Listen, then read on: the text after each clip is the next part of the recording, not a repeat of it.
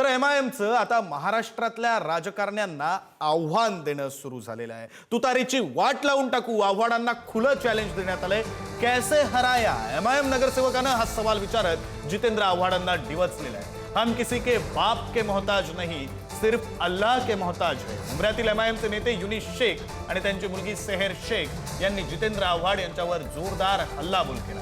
खरं तर युनिस शेख हे जितेंद्र आव्हाडांचे खंदे समर्थक होते, मात्र निवडणुकीमध्ये मुलीला तिकीट न मिळाल्यानं युनिस शेख यांनी आव्हाडांवर टीका करत एमआयएम मध्ये प्रवेश केला।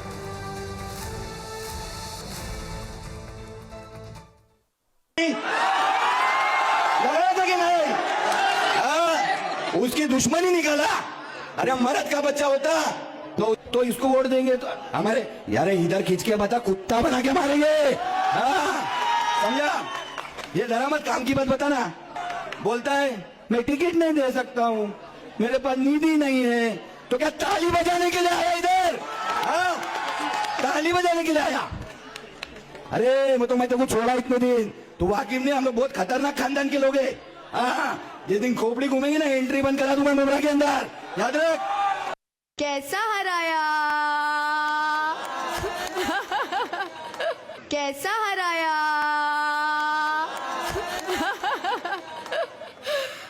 और सबसे जरूरी बात मैं आपको ये बताऊंगी कि उन लोगों के घमंड की धज्जियां उड़ाई है आपने, जिनको लगता था कि हम ताल्लुक के मोहताज है, बट वो लोग ये भूल गए कि हम सिर्फ और सिर्फ अल्लाह के मोहताज है, किसी के बाप के मोहताज नहीं है। और ये मुमरा ने अल्हम्दुलिल्लाह साबित किया है, स्पेशली 30 नंबर पैनल ने।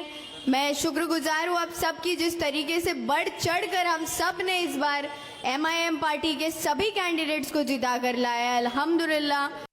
अब तो है झूठा जितेंद्र फेमस हो गया है, यहाँ मेरा काम हो गया। अल्लाह ने मेरी बेटी और उनके साथ 4 नगर सेवक मेरे को दे दिए, तुम्हारी मेरी बराबरी हो गई है।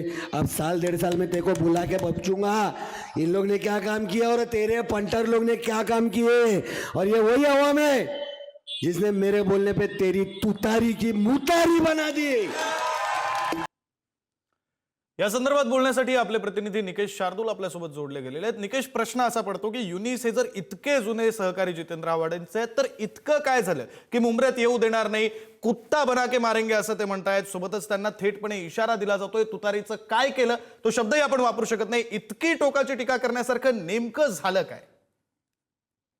नक्कीच विक्रांत, आपण जर पाहिलं तर ठाणे महानगरपालिकेच्या निवडणुकीमध्ये एमआयएमने जितेंद्र आव्हाड यांचा जो मतदारसंघ आहे मुंब्रा, या मुंब्र्यातनं 5 जागा ज्या आहेत त्या निवडून आलेल्या आहेत। मात्र यात सगळ्यात महत्वाचं म्हणजे युनिस शेख हे जे आहेत ते एकेकाळी जितेंद्र आव्हाड यांचे खंदे समर्थक होते, त्यांच्या खांद्याला खांदा लावून मुंब्रा जो त्यांचा मतदारसंघ आहे त्याच्यामध्ये फिरताना पाहायला मिळाले। मात्र महापालिका निवडणुकीमध्ये युनिस शेख यांची जी मुलगी आहे सहार शेख यांना जितेंद्र आव्हाडांनी तिकीट नाकारल्यामुळे युनिस शेख यांनी त्यांच्या मुलीला एमआयएम मधनं तिकीट मिळवून दिलं आणि त्याच्यातनं ते निवडून देखील आलेले आहेत। आणि आता बाप लेकीचं दोघींनी चॅलेंज जे आहे ते जितेंद्र आव्हाड यांना दिलेलं आपल्याला पाहायला मिळतंय। वारंवार जितेंद्र आव्हाड यांच्या विरोधात टीका करताना आपल्याला पाहायला मिळत आहेत। एमआयएमचे जे 5 नगरसेवक निवडून आले त्यांचा जाहीर सत्कार समारंभ मुंबऱ्यामध्ये आयोजित केलेला होता, त्यावेळेला व्यासपीठावरनं सहार शेख ज्या एमआयएम मधनं निवडून आलेले आहेत त्यांनी कैसा हराया असं म्हणत जितेंद्र आव्हाड यांना दिसवलेलं पाहायला मिळतंय। तर त्याचप्रमाणे येणाऱ्या 5 वर्षामध्ये मुंबऱ्यामध्ये